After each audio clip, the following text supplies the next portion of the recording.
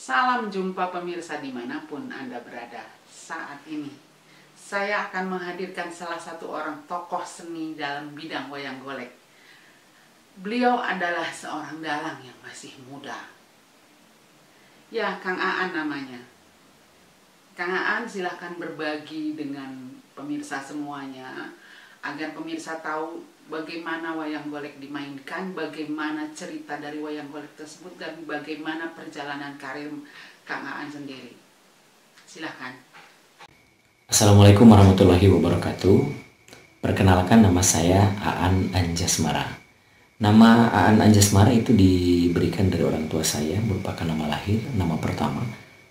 Panggilannya ada yang bilang Anjas, Pak Anjas, Anjas, Mas Anjas, Mas Aan, Pak Aan. Apapun itulah yang terkait ada Aan Anjasmaranya. Asal jangan dari Aan Anjasmara panggilannya Ucok, itu kan jauh, tidak nyambung. Itu nama lahir, kemudian sekarang muncul nama saya menjadi Aan Anjasmara Hamzah S. Timbul pertanyaan, kenapa namanya ada Hamzah S? Ini terkait bidang yang sedang saya geluti, yaitu pawayangan atau padalangan. Saya belajar dari Ki Dalang Jojo Hamzah S. Tos ilaharna atau sudah dari sananya, sudah jadi kebiasaan ketika seseorang belajar padalangan dari seorang guru, maka guru memberikan namanya. Jadi guru saya Jojo Hamzah S, saya belajar dari beliau, diberikan nama menjadi Aan Anjasmara Hamzah S. Itu tentang nama lahir dan nama sekarang. Berbicara masalah padalangan, sebetulnya tujuan utama saya bukan untuk menjadi dalang. Saya ingin melestarikan kesenian Sunda, dalam hal ini wayang golek, karena justru ada sebuah kekhawatiran seorang anak kecil ketika saya menyodorkan wayang cepot, ternyata mereka nanya, Kang ai teh Gatot Kaca atau napi saha. Nah, timbul kekhawatiran, saya khawatir nanti kesenian wayang golek justru menjadi asing bagi orang-orang atau anak-anak yang notabene dia adalah orang Sunda.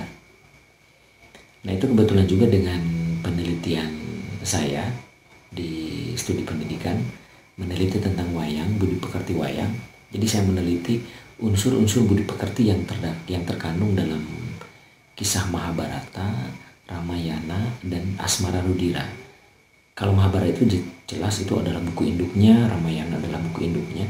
Ada cerita sempalan yang sudah dibukukan, itu karya Ki Dalang Jojo Hamzah S yang berjudul Asmara Rudira. Di samping ada buku yang lain dengan cerita sempalan.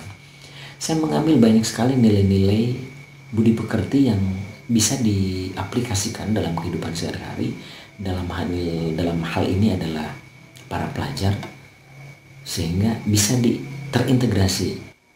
Kalau terlepas, nah ini filosofinya luar biasa, bahwa kita manusia untuk berbicara saja ada aturannya, ada tatanannya. Itu kalau filosofinya. Jadi pasti suaranya akan beda-beda. Ketika kita berbicara, katakanlah Kresna dan Arjuna. Kresna itu nadanya di satu, ning. Nah pasti begini.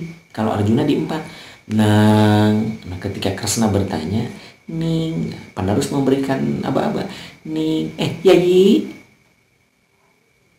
mangga celik na kapayun yayi, karena nadanya ning, nah tinggi. Arjuna di empat, lebih rendah, nang. Ketika Kresna menyatakan calik na kapayun yayi, mangga raka batara, nang, nadanya sama. Jadi jelas perbedaan nada juga mempengaruhi. Seperti orang ada yang nadanya di F, berbicara itu di C, seperti lagu saja. Tapi dalam selama pertunjukan itu, maka dalang jangan keluar dari nada. Makanya ada demung, penerus yang membimbing suara dalang. Apakah pernah dalang terpleset nada? Pernah, ada. Bahkan saya sendiri sering. Jadi makanya ada penerus. Makanya ketika dalam pagelaran wayang itu sesekali terdengar gamelan ning, nang. Nah itu untuk menuntun dalang. Nah misalnya nih, ada penerus nih seperti ini. Saya punya miniaturnya. Jadi dia selalu mengikuti dalang tuh kemana, ning nang. Jadi suara dalang tidak akan terlepas dari juru dengung ini, dari penerus ini. Di samping mungkin ada pendalaman-pendalaman lain, adanya tokoh dan penokohan dalam istilah pagelaran. Tokoh itu berarti wujudnya, orangnya, si A, si B, si C atau si Cepot, Dawala, Semar, Arjuna, Kresna, dan penokohan. Penokohan itu artinya lebih masuk ke dalam. Kresna itu bagaimana karakternya, Arjuna itu bagaimana karakternya, kemudian Sastra Jingga itu bagaimana karakternya. Jadi tokoh dan penokohan, bagian yang tidak bisa dipisahkan. Jadi jangan sampai tokohnya sudah hafal tapi penokohannya gagal. Misalnya ketika tokoh Semar itu dalam penokohannya itu berbicaranya suka lumengis itu seolah-olah penuh kesedihan, tapi nadanya dana tinggi. Bagaimana jangan sampai terpeleset, justru penokohannya tidak ada. Semar tiba-tiba penokohannya seperti Dorna misalnya. Itu panitia sudah menunggu. Ini ada namanya wayang bodoran. Jadi durasinya hanya 1 jam. Balik lagi kita ngambil wayang. Bahkan ketika di salah satu sebuah pementasan goong itu karena kita belum punya tiang goong, itu dipegang tangan begini. Jadi itu tuh gung. Iya pokoknya luar biasa. Asik sekali dengan teman-teman, didukung walaupun dengan segala keterbatasan, tapi giro atau semangat untuk melestarikan seni wayang itu luar biasa. Kalau sukanya ya banyak ya. Mungkin dari kita bisa bersilaturahim, kemudian baru ngeh bahwa wayang ini adalah salah satu kesenian yang benar-benar langka, benar-benar kalau di urutan itu berarti berlevel-level. Ternyata di wayang itu ada jaipongannya, ada kemudian olah vokalnya ada, olah geraknya atau tarinya juga ada, sangat lengkap sekali. Olah vokalnya juga di juru kawih dan wirasuara juga ada, jadi luar biasa.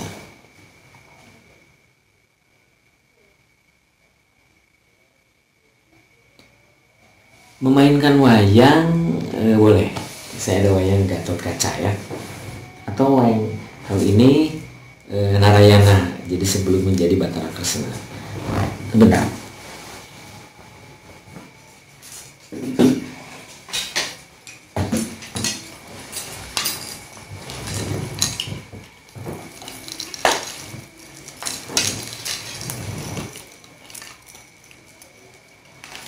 Ini tokoh yang mestinya disenangi oleh anak-anak, terutama anak-anak sunat. Makanya anak sunat itu dandanannya pengen seperti Gatot Kaca. Dia punya sayap belakang supaya bisa terbang.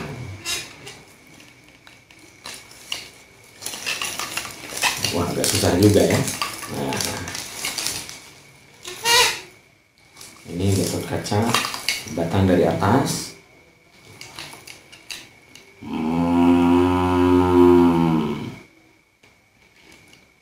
Kanca. Suara anak terdengarnya. Nah, ini biasanya karena, ini dituntut dalang bekerja sama dengan catrik atau asistennya untuk mengecek wayang sebelum pagelaran. Ini kebetulan wayang ini notabene dia adalah orang Sunda.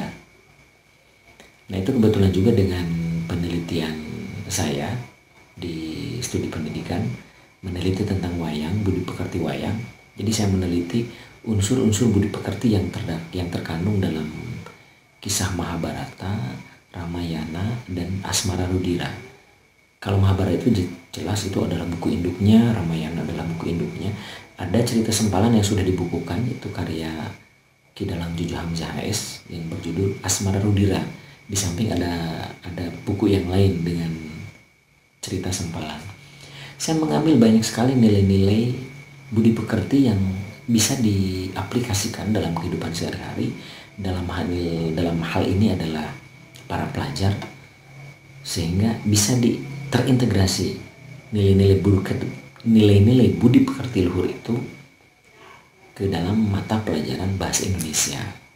Makanya sambil meneliti itu, kemudian bertemulah dengan tokoh dalang yaitu Ki Dalang Jojo Hamzah HS.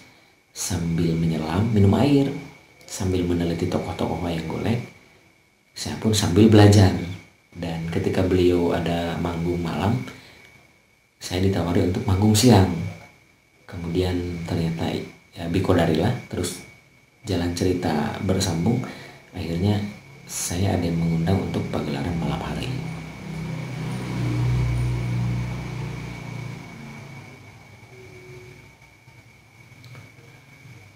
Perjalanan kehidupan saya lulus SMA itu cita-cita saya ingin kuliah. Tapi takdir berkehendak lain. 10 tahun saya mengalami penundaan keinginan kuliah, bekerja ke Sukabumi, Jakarta, kemudian ke tempat-tempat yang lain, termasuk saya bekerja di pabrik roti dan lain sebagainya. Itu perjalanan saya. Baru 10 tahun setelah itu saya bisa kuliah, kemudian tertariklah dengan wayang. Kalau kata kakak saya sih, dari usia SD saya suka bermain wayang dengan daun singkong, dimainkan dengan daun singkong, kemudian bermain peran dengan sarung yang diikat, kemudian tangan saya masuk seolah-olah ini sedang ngomong. Kalau itu saya mengakui, menyadari dan masih ingat. Kalau dengan daun singkong saya lupa, tapi itu kata kakak saya pernah main wayang dengan daun singkong. Nah, kesenangan bermain peran itulah tiba-tiba tertarik. Ini kayaknya asik, bahwa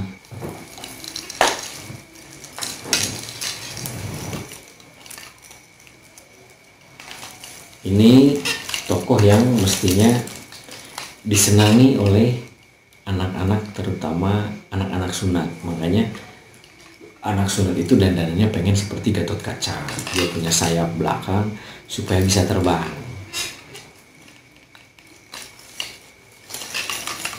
Wah, agak susah juga ya. Nah,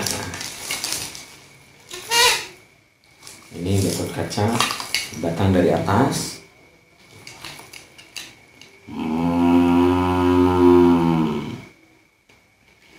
Kanca-kanca. Suara anak terdengarnya. Nah, ini biasanya karena, ini dituntut dalang bekerja sama dengan catrik atau asistennya untuk mengecek wayang sebelum pagelaran. Ini kebetulan wayang ini bukan wayang yang dipakai pagelaran, ini untuk dipajang di ruangan saya. Jadi suaranya masih terdengar gak enak.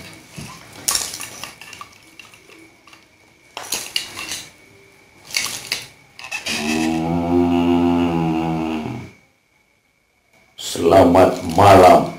Aduh, wayang golek ngobrolnya bahasa Indonesia. Tapi tidak apa-apa. Ini tokoh Gatot Kaca ya. Ya Gatot, selamat malam.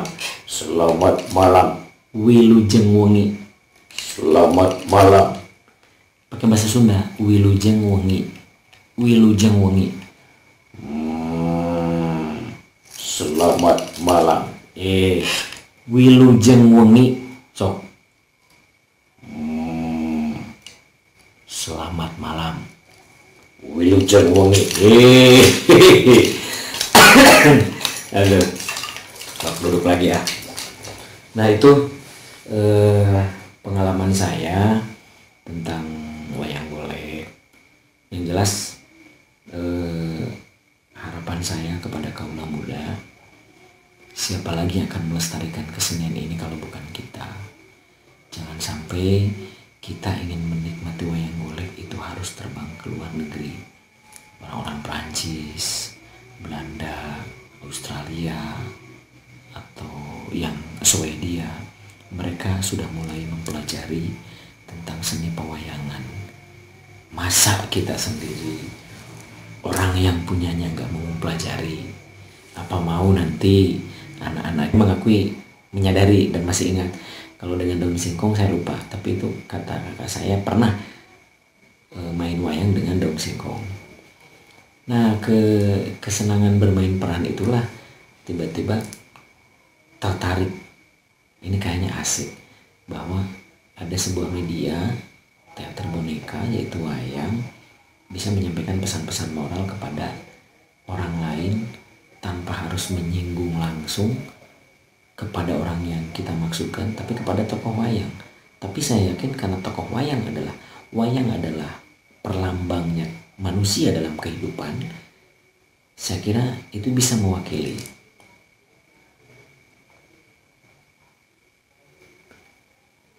Kemudian lalu bagi pembelajaran suara dengan berbagai karakter. Nah, untuk warna suara dengan berbagai karakter, memang setiap mendalami tokoh ketika saya mempelajari tokoh dalam pewayangan, itu pertama dari bentuk wayangnya. Jadi saya melihat, mendalami bentuk muka begini, kemudian bibirnya seperti ini, kemudian hidungnya seperti ini, terus didalami, kemudian sorot matanya seperti ini. Baru itu kan teori. Kemudian pada praktiknya dalang itu ketika membawakan cerita atau dalam sebuah pagelaran itu dibimbing oleh gamelan yang namanya demung atau penerus.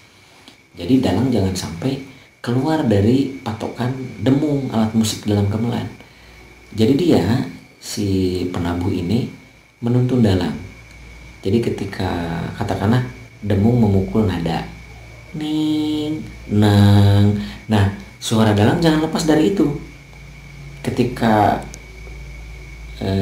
surupan istilahnya, berarti nada dasar. Kalau dalam nada universal do re mi fa sol la si do, kalau dalam gamelan itu surupan. Jadi ketika nada 1 dan 4 itu ning nang, maka suara dalang jangan lepas dari itu. Kalau terlepas, nah ini filosofinya luar biasa, bahwa kita manusia untuk berbicara saja ada aturannya, ada tatanannya. Itu kalau filosofinya. Jadi pasti suaranya akan beda-beda. Ketika kita berbicara katakanlah Kresna dan Arjuna. Kresna itu nadanya di 1, ning. Nah pasti begini. Kalau Arjuna di 4, nang. Nah ketika Kresna bertanya, itu dalam penokannya itu berbicaranya suka lumengis itu seolah-olah penuh kesedihan, tapi nadanya dana tinggi. Bagaimana jangan sampai terpeleset, justru penokannya tidak ada. Semar tiba-tiba penokannya seperti Dorna misalnya.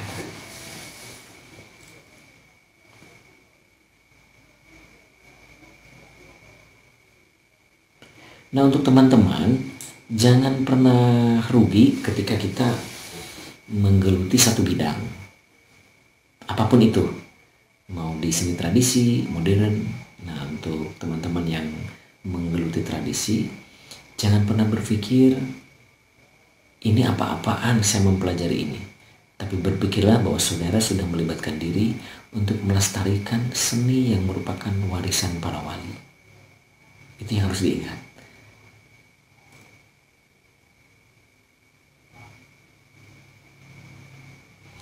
Nah, selama mengikuti kegiatan wayang, suka dan dukanya memang luar biasa. Di awal-awal ini saya tidak langsung pagelaran wayang besar. Jadi hanya mengandalkan punya wayang, punya 6 piece.